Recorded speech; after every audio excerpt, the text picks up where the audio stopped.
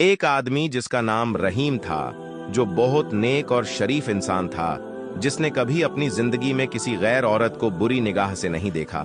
उस आदमी के घर की हालत बहुत खराब हो गई थी। नौबत यहां तक पहुंच गई कि घर में फाके हो गए।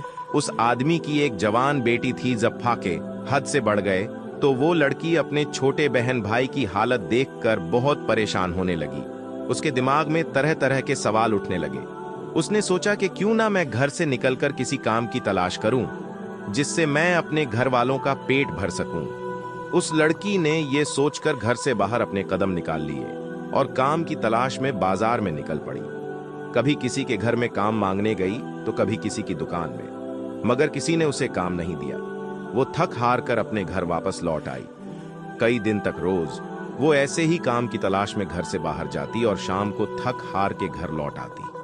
जब कहीं भी उसे कोई काम नहीं मिला तो वो लड़की गलत कदम उठाने पर मजबूर हो गई। दिल में इरादा करके घर से निकली कि आज मैं अपना शरीर बेचूंगी और कुछ खाना खरीदूंगी। वो लड़की घर से बाजार जा पहुंची जिस्म बेचने।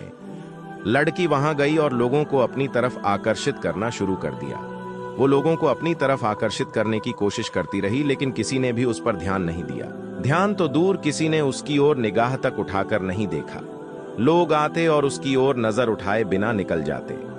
इसी तरह खड़े खड़े लड़की को शाम हो गई। वो परेशान होकर घर की ओर कदम बढ़ाने लग गई। जब घर पहुंची तो अपने वालिद को परेशानी में देखा।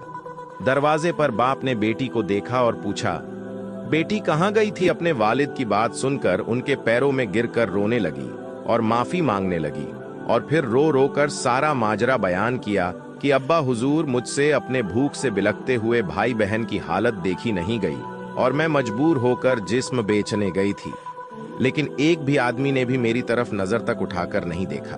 पूरी बात सुनने के बाद बाप ने अपनी बेटी से कहा कि बेटा, तुम्हारे बाबा ने आज तक कभी किसी गैर औरत को आंख उठाकर नहीं देखा, तो यह कैसे हो सकता था कि कोई तुम्हें नजर उठाकर देखता सबक? इसलिए अपनी गंदी निगाह किसी औरत पर मत डालो, क्योंकि नजर गर्म बीज होता है। जैसा बोओगे कल को वैसा ही पाओगे। आज आप अपने आप को खबरदार करेंगे तो कल तुम्हारी औलाद भी महफूज रहेगी।